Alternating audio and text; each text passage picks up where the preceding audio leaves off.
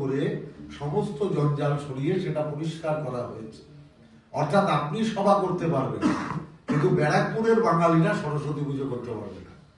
আপনি কর্মী সভা করতে পারবেন, কিন্তু ব্যারাকপুরের বাচ্চা বাচ্চা ছেলে মেয়েরা তারা ওই মাঠে খেলাধুলা করার অনুমতি পাবেন না। আপনি সভা করতে পারবেন, কিন্তু ব্যারাকপুরের প্রাণকেন্দ্র আনন্দপুরী মাঠে ব্যারাকপুরের মানুষ সবাইকে সমবেত করে ওখানে কোনো উৎসব করতে পারবে না। আপনি বাংলায় আসছেন, কর্মী সভা করছেন, আপনাকে স্বাগত, কিন্তু দয়া করে অনুরোধ করব, বাংলার ঢোকার আগে, প্রবেশ করার আগে দয়া করে বাংলার কৃষ্টি সংস্কৃতিকে একটু যথাযথ মর্যাদা দেবেন। এটুকু নিশ্চিতভাবে আপনার কাছে আমরা আশা করতে পারি।